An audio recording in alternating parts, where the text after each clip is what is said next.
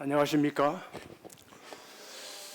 이렇게 오랜만에 우리 성도님들 제가 높은 데서 이렇게 내렸다 보면서 인사를 드리게 돼서 영광스럽게 생각합니다.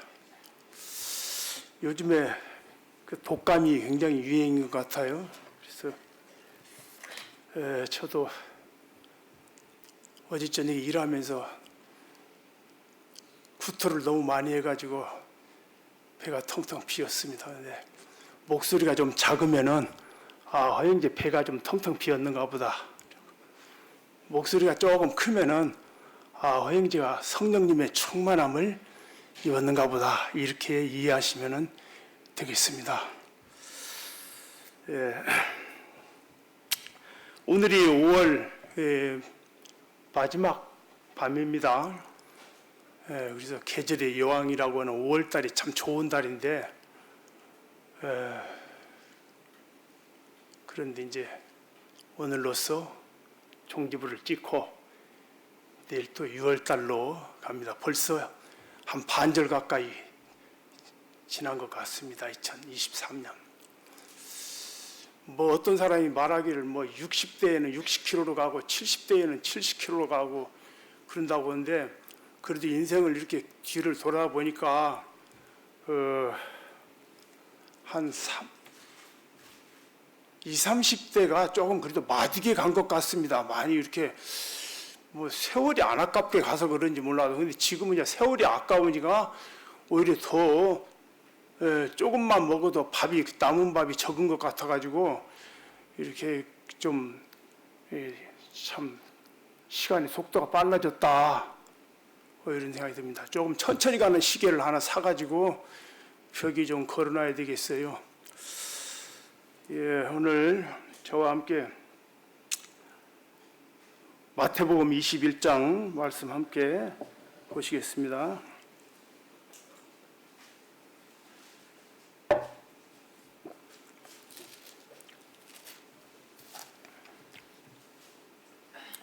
이 21장 33절부터 41절까지를 교독을 좀 하겠습니다. 제가 먼저 읽습니다. 33절. 다른 한 비유를 들으라. 한 집 주인이 포도원을 만들어 산 울타리로 두르고 거기에 즙자는 틀을 만들고 망대를 짓고 농부들에게 세를 주고 타국에 갔더니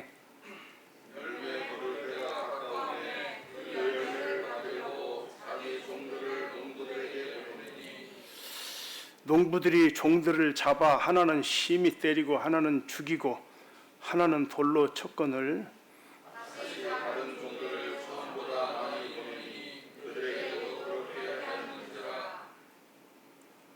37절. 후에 자기 아들을 보내며 이르되 그들이 내 아들은 존대하리라 하였더니 농부들이 그 아들을 보고 서로 말하되 이는 삼손이 다 죽이고 그의 유산을 차지하자 하고 이에 잡아 포도원 밖에 내쫓아 죽였느니라.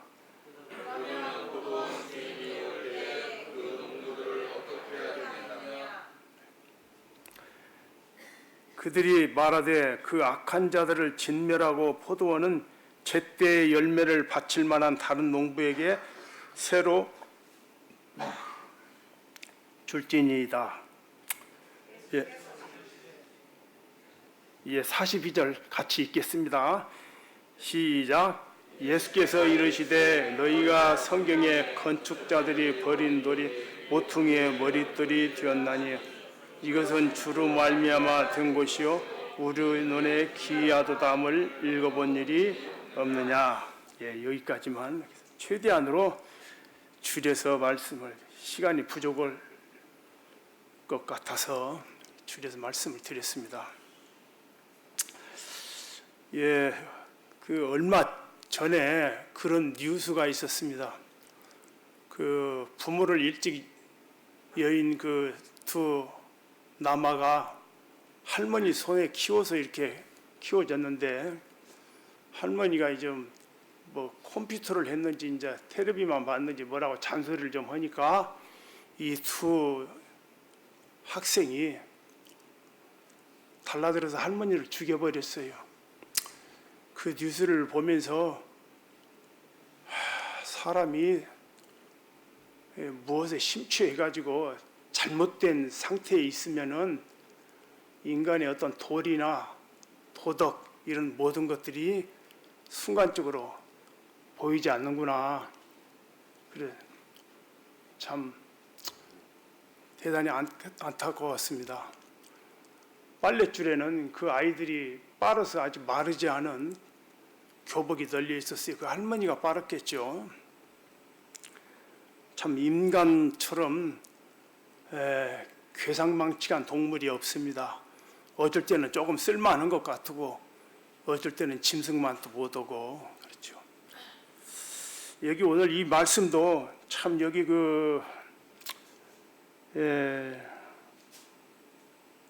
포도원 주인에게 행한 이 행위가 참 있을 수 없는 그런 일이 벌어졌습니다. 마태복음은 우리 다 아시는 바와 같이 유대인의 왕으로 오신 예수님을 묘사하죠. 그래서 오늘 제목을 제가 이렇게 붙여봤는데 자기 백성에게 버림받은 왕 이렇게 붙여봤습니다. 자기 백성에게 배척받은 왕 이렇게 하려다가 버림받은 것이 맞습니다. 버렸습니다, 왕을. 그래서 여기 보니까 그 포도원 주인은 우리 주님을 하나님을 말씀하신다고 봐야죠. 그리고 여기 그 농부들은 여기 포도원 자체가 이스라엘을 가리킵니다.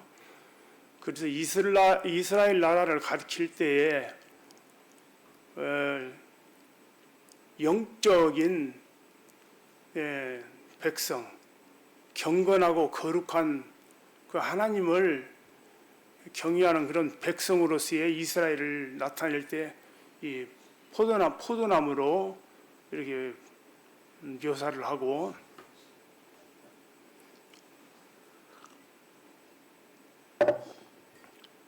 그리고 이제 이스라엘 국가를 이렇게 나타낼 때는 무화과나무로 이렇게 상징적으로 보여주고 있습니다. 그래서 포도원 이것은 이스라엘 나라의 국가를 말하는데 이 울타리를 치고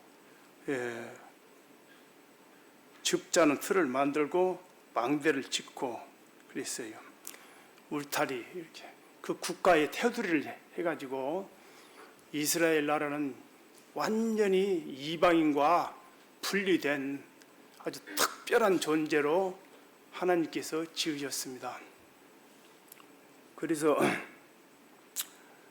하나님께서는 이 목적을 두고 그렇게 하셨는데 이 결과가 참 이렇게 슬프게 된 것입니다. 그래서 우리가 마태복음을 읽을 때 보통 우리가 이제 이 포커스를 유대인의 왕으로 오신 예수님에게 이렇게 주안점을 두고 읽으면은 거기에 나오는 천국 복음이라든가 또 이 예화가 많이 나오죠. 천국은 그렇게 천국에 대한 예화 그리고 종말론 이제 마지막 때에 주님의 재림 이런 것에 대해서 이것이 이방인을 가리키는 것인지 교회를 가리키는 것인지 이스라엘을 가리키는 것인지 분별이 잘 되어서 이해가 갑니다. 그런데 이것을 잘 모르고 그냥 읽으면은 이게 교회에다가 붙이면은 이상하고 뭐 여기 보니까 그 종들을 갖다가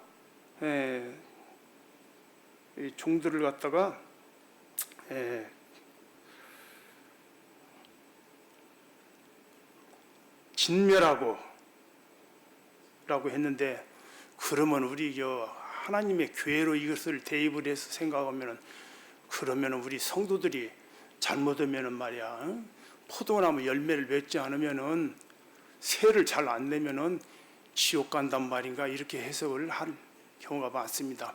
대부분의 예화들이 많이 이렇게 이 예화 이외에도 많이 결과가 그렇게 나는 경우가 많이 있습니다. 그들 바깥 어두운 데 내어 쫓으라 라든가 그렇게 하는데 그것은 믿지 않는 그리스도를 배척한 이스라엘을 가리키는 것입니다.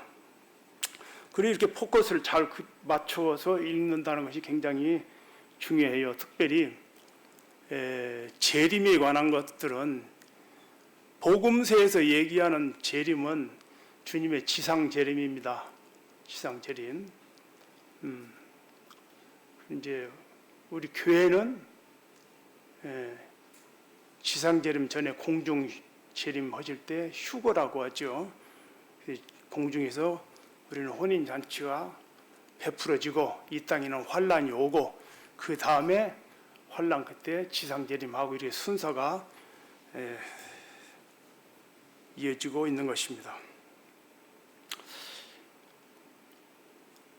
이스라엘 나라는 하나님께서 거룩한 백성, 특별히 선민 이렇게 얘기하는데 정말 이스라엘 나라는 땅의 어느 민족보다도 특별한 민족, 하나님의 소유였습니다. 그래서 여기서 우리는 포도나무 이렇게 얘기를 하는데 이 포도나무를 심기까지 하나님께서는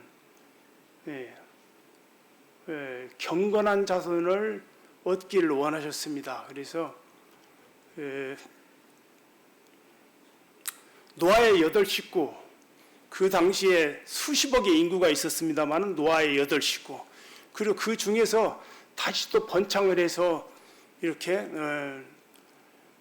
그랬을 때 또 다시 인구가 많이 번창했을 때 거기에서 특별히 그 많은 사람들 중에서 아브라함 한 사람, 그것도 아브라함의 아버지 데라는 우상을 만들어 파는 우상장사였으니까 하나님이 가장 싫어하는 직업이라고 볼 수 있는 것입니다. 저주받을 만한.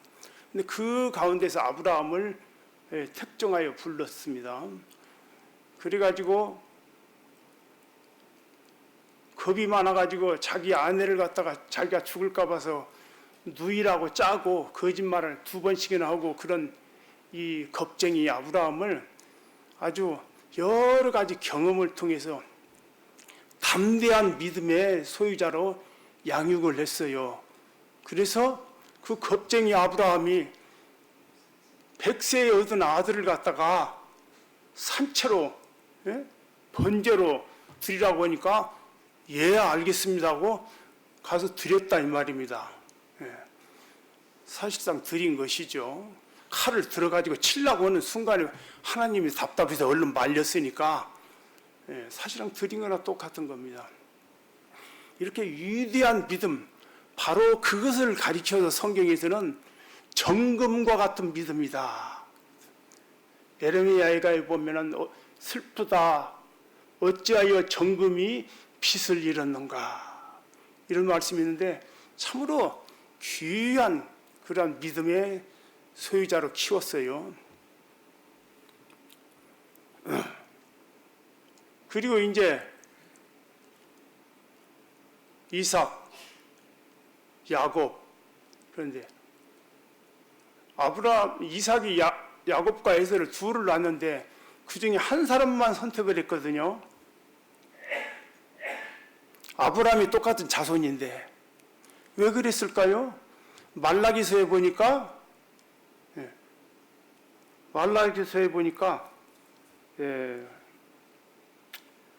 그런 말씀이 있습니다. 그에게는 영이 충만하였으나 오직 하나만 만들지 아니하였느냐.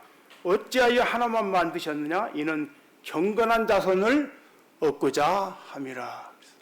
하나님은 경건한 자손. 이 경건이라고 하는 것은 믿음에서 나오는 것입니다.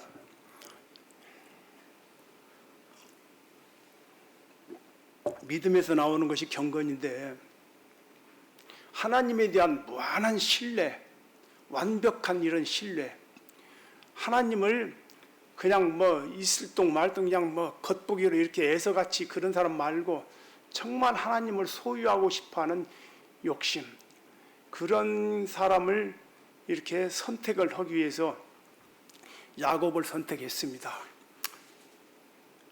그런데 이스라엘이 국가가 민족이 형성되기까지 이제 애굽에 들어가 가지고 43년간을 종살이를 하는 가운데서 불러내게 됐지요. 그것이 430년 동안에 아주 종살이를 통해서 그냥 그들이 도대체 우리 아브라함의 하나님, 이삭의 하나님, 야곱의 하나님은 어디 갔냐고 울부짖을 때 자식을 아들을 낳으면 그냥 날강이 버려 죽이라고 하고 온갖 농산일, 집 이기기, 뭐 벽돌 쌓기, 성 건축하기 이런 걸 시키면서 고된 노동 가운데서 그리 울부짖을 때에 하나님께서 그들을 불러냅니다. 그들이 해방돼 가지고 나오기까지 그들이 무슨 뭐 총이 있었나 막대기 뭐 연장이 있었나 아무것도 없었어요. 맨손으로 하나님의 기적을 통해서 나오게 되었습니다. 바로의 군대를 홍해에 매장시키고 홍해 바다를 가르고 그렇게 엄청난 이적을 통해서 이스라엘 백성들은 이제 가나안 땅으로 오게 되는데, 그런데 보세요. 40년이라는 세월 동안에 광야 생활을 하는데 광야에서 파종할 것도 없고 그런데 물도 없고 그런 곳에서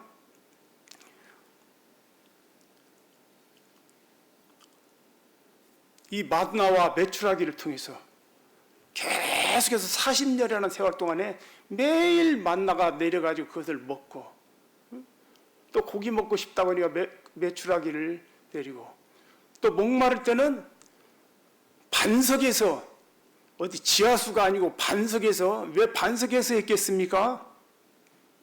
하나님은 이 불가능이 없다는 것을 가르쳐주기 위해서 반석에서 쳐서 물이 나왔어요. 그냥 어디 뭐 저기 땅을 팔아 이래가지고 판 것이 아니고 불가능, 완전히. 애당초 사라가 도저히 생산할 수 없는 그런 상태까지 이르렀다가 거기에서 이제 이삭을 생산한 거, 그런 것들까지도 모두 하나님은 무한한 능력을 가지고 있다는 것을 가르치기 위한 것이었습니다. 바로 극상품 포도나무를 만들기 위한 것이죠. 그래서 광야 생활을 통해서 이스라엘 백성들이 깨달은 것이 무엇이겠습니까? 신명기에 그런 말씀이 나오죠. 사람이 떡으로만 사는 것이 아니요 하나님의 입으로 나오는 말씀으로 사는 것이다. 하나님의 입으로 나오는 말씀이 곧 생명이고 하나님의 입으로 나오는 말씀이 떡이고 밥이고 물이고 하나님의 입으로 나오는 것이 그들의 삶이었습니다.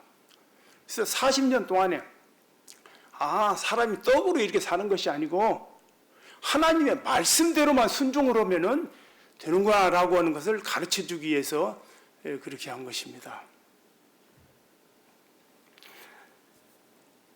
이것이 성경에서 여기 말하는 포도나무에 대한 영성을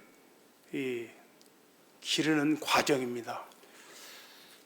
잠깐 여기 손을 넣으시고 이사야서 5장을 보시면은 이사야서 5장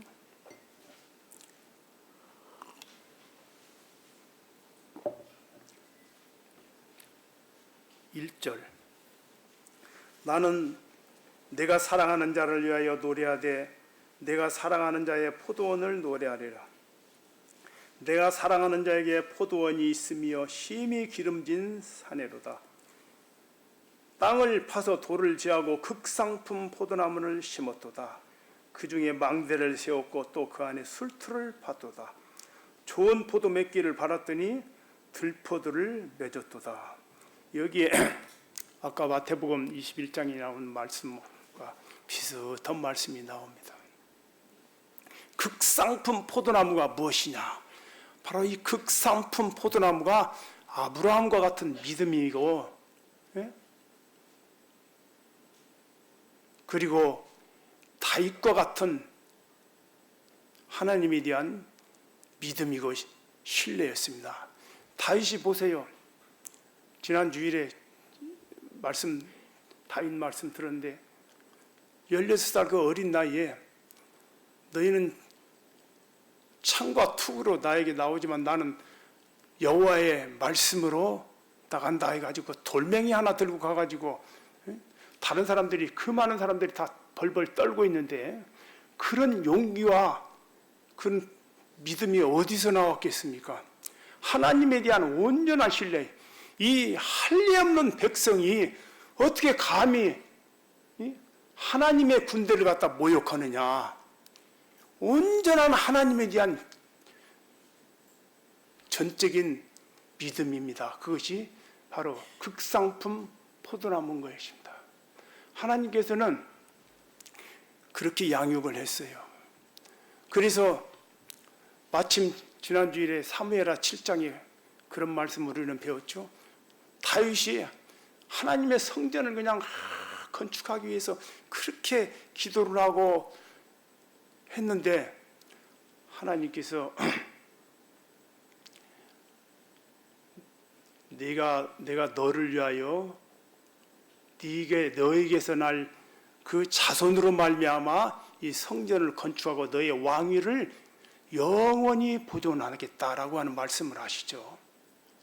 사실 사람이 어떻게 하나님이 계실 성전을 건축한다는 것 자체가 모순입니다. 사람이 어떻게 하나님이 계시는 성전을 건축합니까? 이 죄 많은 인생들이. 그렇잖아요? 여자가 애를 낳으면 몇 주 동안 불결하죠. 죄 많은 인생을 낳기 때문에 불결한 거예요. 우리는 막 아들 낳니 딸 낳니 저기 하지만 어떻게 보면 인간은 죄덩어리입니다. 그런 사람이 거룩하신 하나님의 성전을 갖다가 건축한다고 하는 것은 그냥 모형상으로 하나님께서 이 땅에 우리에게 보여주기 위해서 한 것이지 상징적인 것. 하나님은 그런 건물에 매여 있을 수 있는 분이 아니고 가시적인 그런 건물에 있을 수 없는 분입니다. 그 말씀이 그 이후에 1000년이 지나서 그리스도께서 그 자손으로 와가지고 너희가 이 성전을 헐라 내가 사흘 만에 다시 일으키리라 해서 자기가 하나님의 성전이고 그의 뒤를 따르는 제자들이 하나님의 성전이 되는 것을 그 후에 깨닫게 되는 것입니다. 뿐만 아니라 그 다윗의 왕위과 왕권이 영원토록 보존된다고 했습니다. 그렇죠. 예전에는 저도 그 말씀 읽을 때 솔로몬이 조금 있다가 뺏겨버리고 성전도 불타버리고 그랬는데 왜 영원히 보존한다고 그랬지? 이런 생각을 많이 했었어요. 그런데 참 우리 모임의 형제님들은 말씀의 통찰력이 대단하신 분들이 많아요. 그래서 일반 기성교회 그런 거 흉내도 못 냅니다. 왕년에 제가 기성교회 많이 다녔었는데 조금 그런 말을 들어본 적도 없어요. 참 심오한 그런 예언입니다. 그래서 그렇게 아끼고 사랑하고 오랜 세월을 다듬어 가지고 극상품 포도나무를 심었는데 들포도가 맺혔다 이 말입니다. 예수님이 오실 그 당시에는 이스라엘이 정치적으로 종교적으로 굉장히 혼란스러웠어요. 로마의 속국이 돼 있어서 이제 그들은 여러 파가 있었죠. 바리새파, 사두개파, 그리고 에스제네파, 또 헤롯당, 열심당원 이런 부류들이 있었는데 바리새인은 나름대로 점잔을 떨고 성경 말씀을 잘 종교적으로 사는 것처럼 했지만 그 안에는 위선이 가득하고 경문을 넓게 차고 인사받기 좋아하고 선생님이라 소리 듣기 좋아하고 그렇게 했지만은 잔과 그 대접의 겉은 깨끗한데 속에는 더러운 탐욕과 죄악으로 가득하다. 휘칠한 무덤이다. 휘칠한 무덤. 평토장을 했는데 그 밑 위에는 하얗게 휘를 치는데 그 안에는 뭡니까? 제가 2장을 때 보니까요, 막 구더기 이런 것도 있고 그렇더라고요. 벌레도 나오고 뼈 조각 이런 거. 더러워. 바리새인들이 그러했습니다. 겉으로 보기에는 그렇고. 그들은요, 하나님에 대한 영성이 전혀 없어져 버려. 포도나무에 성품이 없어져 버린 거예요. 사두개인은 이 사람들은 무신론자나 똑같은 사람들이야.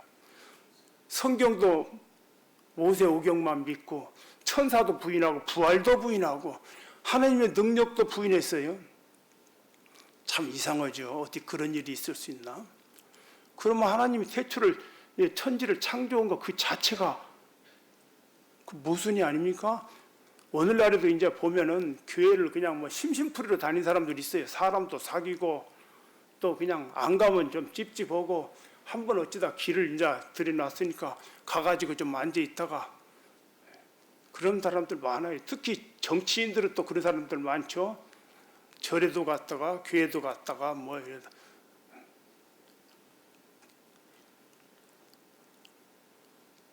이 사두개인들은 완전히 자유인들입니다. 이 사람들은 종교인도 아니고 신앙인은 더욱이 아니. 그런 사람들이 로마의 정부에 빌붙어 가지고 성전에서 대제사장직을 맡아 가지고 거기서 나는 모든 이익을 갖다 취하고 성전에도 돈 바꾸고 비둘기 팔고 양을 팔고 그런 데서 비싸게 해가지고 환전 비싸게 해주고 낭비고 그렇게 해서 먹고 살고.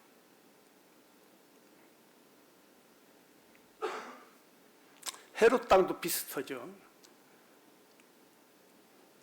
다음에 열심당이라고 하는 사람은 지금 치면 그 사람들이 아마 그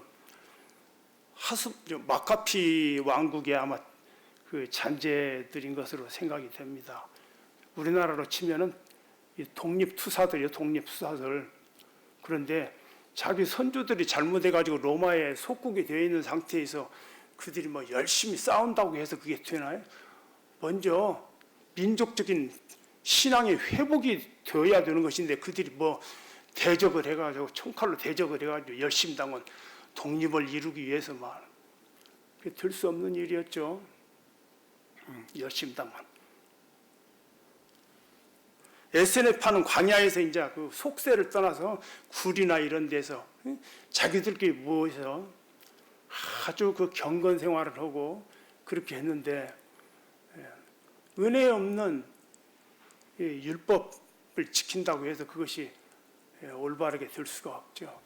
예수님의 눈으로 볼 때는 전부 다 엉터리였던 엉터리. 전부 꾸짖었습니다.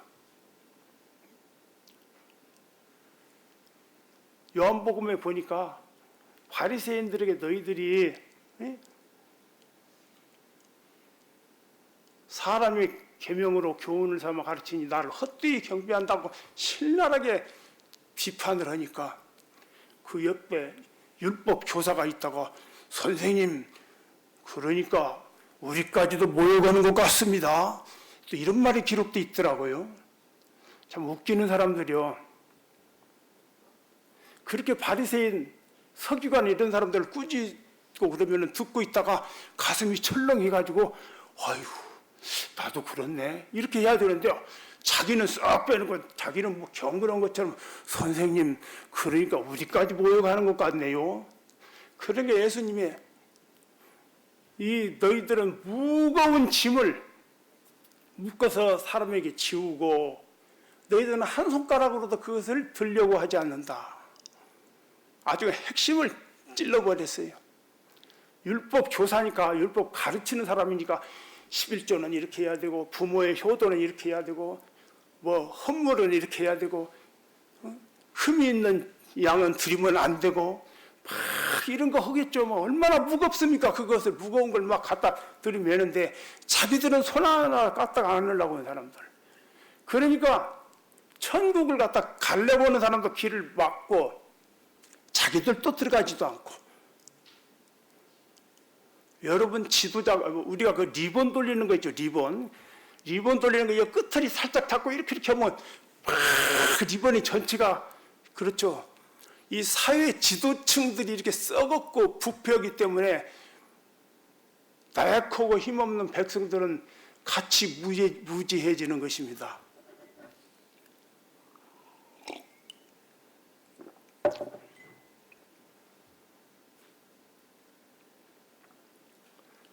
그나마도 평민 중에도 조금 쓸만한 사람들이 있었어요. 제가 성경을 보니까. 예를 들면 세례 요한의 아버지 사가랴, 또 뭐 과부된 지 84년 돼서 성전에서 항상 기도했던 안나, 그리고 이스라엘의 위로를 기다리던 시므온, 뭐 예수님 육신의 아버지 되는 요셉, 마리아, 그 외에도 이렇게 좀 경건한 사람들이 있었습니다. 하나님께서는 혼란의 때에도 항상 하나님의 영광을 위해서, 하나님의 일을 위해서 이렇게 남겨두는 사람들이 있었어요. 항상 바벨론 포로 시절에도 다니엘, 뭐 이런 사람들, 모르드게, 에스더, 이런 식으로 하나님 일은 하나님 자신이 하시는 것입니다. 참 위대하신 하나님이죠.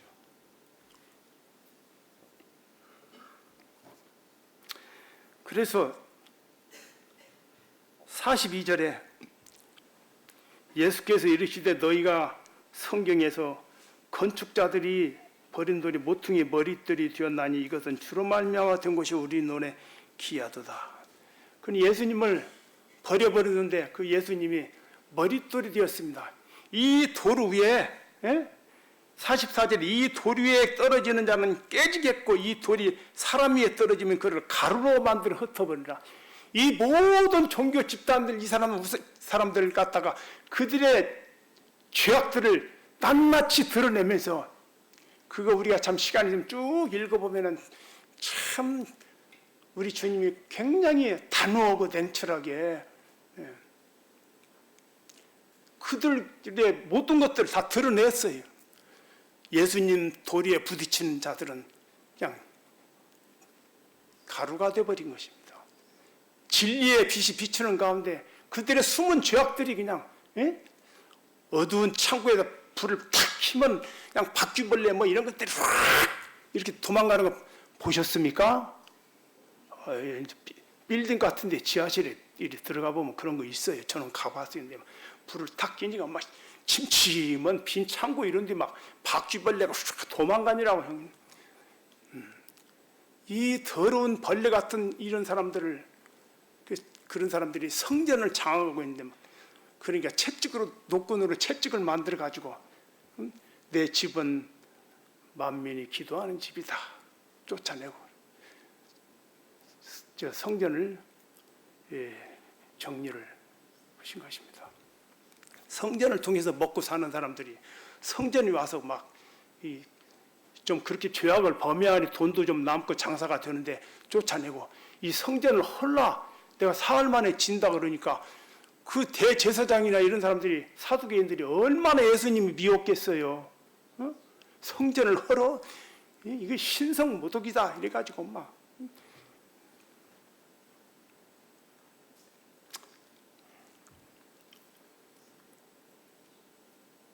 43절에 그러므로 내가 너희에게 이르노니 하나님의 나라를 너희는 빼앗기고 그 나라의 열매 맺는 백성이 받으리라. 그래서 여기 41절에 그들이 말하되 이 악한 자들을 진멸하고 포도원은 제때의 열매를 바칠 만한 다른 농부들에게 새로 줄지니이다. 제때의 열매를 바칠 만한 다른 농부, 그게 누구죠? 예? 그게 누굽니까? 제때의 열매를 바칠 만한 농부. 그게 바로 이 교회입니다. 교회. 교회는요, 하나님의 것 안 띄어먹어요. 안 띄어먹을 수밖에 없어요. 조금 후에 말씀을 드릴게요. 여러분들이 하나님한테 좀 헌금이나 이런 걸 인색하게 하고 그래도 그런 걸 얘기하는 게 아니고, 우리는 제때 하나님께 드릴 수밖에, 구원받은 성도라고 하면은 모름지기 하나님께 항상 영광을 돌려드리게 되어 있습니다. 구원받은 성도라고 어느 사람이 하나님을 부인하고 범죄하고 하나님보다 돈을 더 사랑하고 이런다든가 그러면은 그 성도가 아니죠. 뭔가 구원에 문제가 있는 거 아니겠습니까? 제때 열매를 하나님께 돌려드리는 이 교회에 이제 맡기고, 우리 왕은 이제 하늘나라로 귀환을 하시고 이 시대에 그 포도원을 관리할 교회를 세우신 것입니다. 이스라엘은 잠시 젖혀진 것이죠. 물론 이스라엘에 대한 또 약속이 남아 있습니다만 이방인의 충만한 수가 들어올 때까지, 이방인의 충만한 수가 들어올 때까지 이스라엘은 이제 일단 젖혀진 것입니다. 그래서 이 교회가 이제 교회 시대가 열려서 이제 포도원의 농부가 되었다 이 말입니다.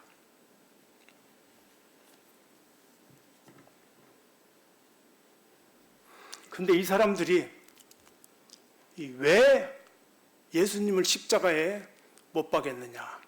말씀드린 대로 이 사람들은 이제 완전히 그 영성을 완전히 다 잃어버려 가지고 이 하나님을 갖다가, 하나님의 말씀을 가지고 자기들의 이익을 구하고 자기들의 영광을 취하는데 도취되어 버린 거예요.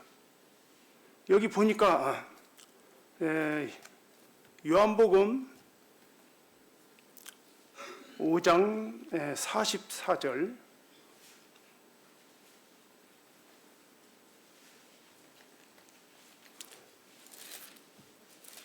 요한복음 5장 44절.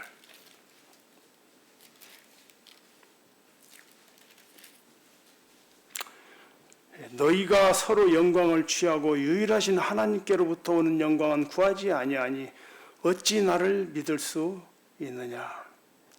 이 사람들이 서로 자기 영광을 취하니라고, 하나님께 돌아갈 영광을 가운데서 자기들이 대신 취하고 있었습니다. 그러니 자기 영광을 구하고 있으니 어떻게 예수님을 믿을 수가 있겠어요? 하나님을 신뢰하고 하나님을 믿어야 예수님의 그 음성을 들을 수가 있는데, 또 다른 말씀에는 이런 말씀이 있습니다. 요한복음 8장에 보면은, 요한복음 8장 43절에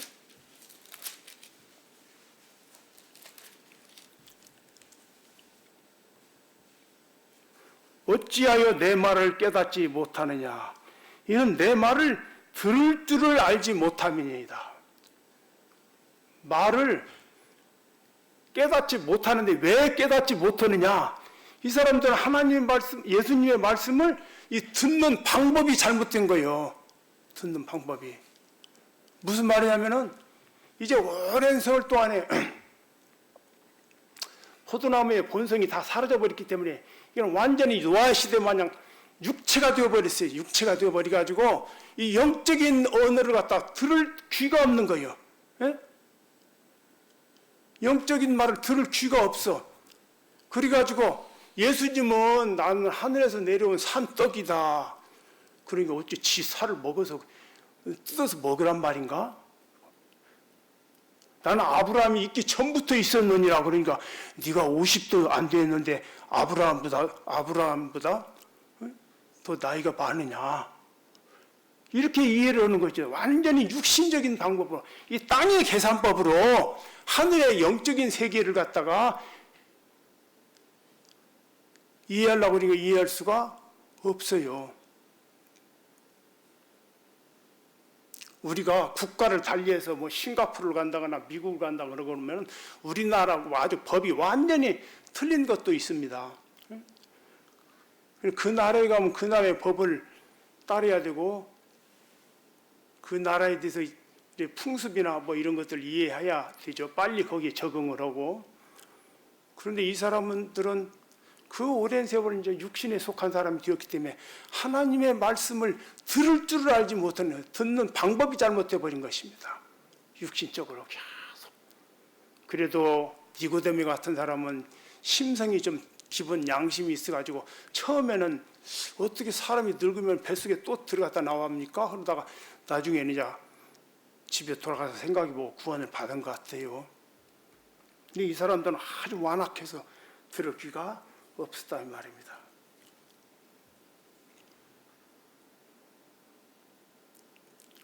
원래 하나님께서 이스라엘을 통해서 하나님의 영광을 나타내고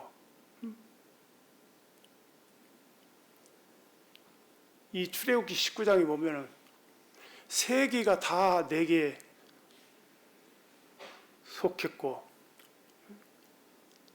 세계가 다 내게 속했고 너희가 내게 속하였나니 너희가 내 말을 잘 듣고 내 언약을 지키면 너희가 모든 민족 중에서 내 소유가 되겠고 너희가 내게 대하여 제사장 나라가 되고 거룩한 백성이 될지라 이렇게 말씀하셨죠. 세계 모든 것이 하나님께 속해 있는데 너희가 내 말을 잘 듣고 내 언약을 지키면은 너희가 내 소유가 된다고 그랬어요. 제사장 나라가 된다고. 여기서 소유라고 하는 것은 이 세굴라라고 해가지고 여인이 결혼받이처럼 아주 가장 아끼는 보석, 그것을 얘기하는 것입니다. 그리고 제사장 나라, 모든 나라 국가들 중에 야 너희 나라는 하나님을 섬기니까 저렇게 잘 되는구나. 이 성경에 그런 경우가 있어요. 이삭이 워낙 잘 되니까 이삭이 하나님이 함께하는 것을 보고 불가침 죄악을 맺자고 그러죠. 예. 불가침 죄악을 맺자고. 그 외에도 이 애굽의 총리로 왔던 요셉이 꿈을 해석을 해주고 그러니까 이렇게 지혜 있는 사람은 우리가 어떻게 얻겠느냐. 너는 내 집을 관리하라. 그 하나님의 영광을 나타내고 다니엘도 그랬죠. 그 꿈을 해석함으로 인해서 야 너희 하나님은 참으로 신 중의 신이구나. 이게 이제 하나님의 영광을 드러내는 것인데 오히려 이 이스라엘 백성들은 역으로 아니 저 사람들은 하나님을 믿는다고 하는 백성들이 맨날 예루살렘은 침공이나 당하고 종으로 팔려가고 이거 지금 국권도 없고 로마에 시달리고 있고 오히려 반대 현상이 일어난 것이죠. 반대 현상이. 어쨌든 이제 왕은 하늘나라로 가셔서 이 땅에는 교회 시대가 열렸습니다. 그리고 이제 이스라엘 나라가 해야 했던 그 포도원을 우리가 관리하게 된 것이죠. 25장을 보시면은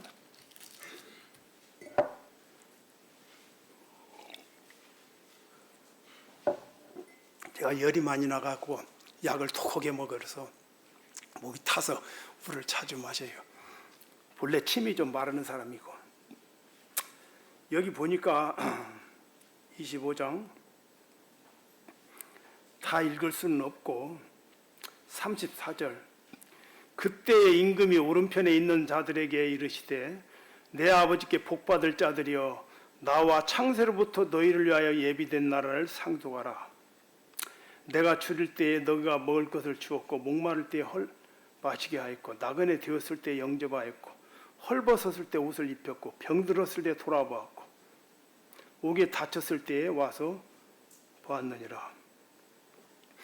이에 의인들이 대답하여 이르되 주여 우리가 어느 때에 주께서 줄이신 것을 보고 음식을 대접하시으며 목마르신 것을 보고 마시게 하였나이까. 여기 마지막 때에 이제 심판 때에 너희들은 이제 복받은 자들, 구원받은 성도를 포함한 이스라엘 모든 사람들,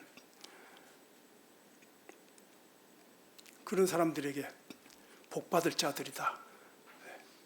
너희가 내가 목마를 때, 배고플 때, 병들었을 때, 나그네 되었을 때 나를 찾아보았다.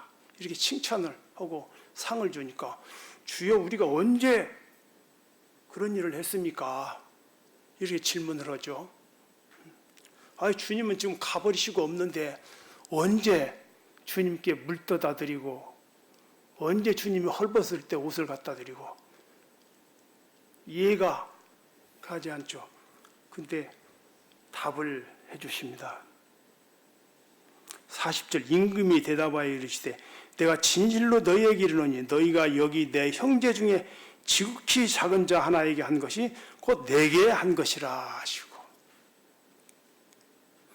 여러분 하나님 만나려고 그 마음으로 믿어 의에 이르고 입으로 시인하여 구원에 이른다고 그랬죠. 그래서 하나님은 바로 우리 마음에 있고 우리와 함께 계십니다. 하나님을 사랑하는 자, 하나님의 자녀들 사랑하고 하나님 복음 사랑하고 성도들 다 사랑하는 것, 하나님의 교회를 사랑하는 것이 하나님을 사랑하는 것입니다. 일단 우리 성도님들은요, 구원받은 성도님들은 다 하나님께 양식으로 대접을 했어요. 음식 대접을. 무슨 말인지 이해가 되십니까? 이 사마리아 수가성에서 제자들이 마을에 먹을 것을 사러 갔어요. 먹을 것을. 그런데 이 여인하고 이 대화를 하는 중에 이제 제자들이 와가지고 주여 이거 잡수십시오. 먹을 것을 내놓으니까 내게는 너희가 알지 못하는 양식이 있다. 그래서 나의 양식은 아버지의 일을 다 이루는 것이다. 아버지께서 하라고 하는 일을 이루는 것이 내 양식이다. 우리 예수님의 양식은 사람의 영혼들입니다. 지금도 우리 주님은 영혼들의 목말라서 성도들이 헐벗으면 주님도 헐벗고 계시고 성도들이 고통당하면 주님도 함께 고통을 당하고 있는 것입니다. 스데반이 순교당할 때 보라 하늘이 열리고 예수께서 그 보좌 우편에 서신 것을 보느라 그랬죠. 보통 이제 보좌 우편에 앉으시니 앉으셨더라 뭐 이렇게 앉히시니 이런 그렇게 나와 있는데 이제 스데반이 순교당할 때 이렇게 하늘이 열려서 하는데 주님이 거기서 서가지고 걱정을 염려를 하셨다는 뜻이에요. 안타까워했다는 뜻입니다. 그 구원 받았으니까 일단 주님을 기쁘게 해드렸어요. 그것이 바로 우리 성도님들은 포도 열매를 제때 갖다 포새를 갖다 제때 드린 사람이라는 의미가 있는 것입니다.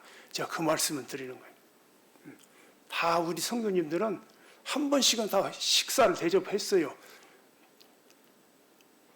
볼지어다 내가 문 밖에 서서 두드리느니 누구든지 내 음성을 듣고 문을 열면 내가 그에게로 들어가 나는 그로 더불어 먹고 그는 나로 더불어 먹는다. 우리가 우리 주 예수님의 양식인 것입니다. 사랑의 양식이고 영적인 양식인 거죠. 굶주리고 헐벗었을 때, 교회가 어려울 때,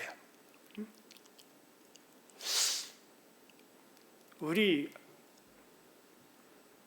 교회는 지금 새로 오신 분도 많고 젊은 형제들도 많고 그래서 과거에 시작할 때 그걸 잘 모르시는데 옛날에 양주에서 그렇게 시작할 때 정말 가난하고 헐벗고 굶주렸어요. 부끄럽고 다른 데는 큰 교회 막 우뚝우뚝 벽인데 조그마한 그 학구방 같은 데 얻어가지고 양중예배당이라고 써놓고 그 뭐 성도가 한 서너 명 이리 앉아가지고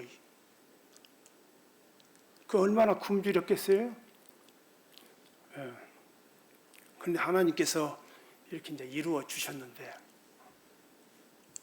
우리 성도들이 가난하고 헐벗고 그럴 때 돌아보는 것, 그것이 곧 주님께 해드리는 것입니다. 우리는 일차적으로 다 하나님의 축복의 약속을 받고 시작한 사람들이에요. 그렇기 때문에 이 교회가 받은 축복은 이스라엘에게 준 그 축복과는 비교가 안 되는 것입니다. 이스라엘만 해도 그렇잖아요.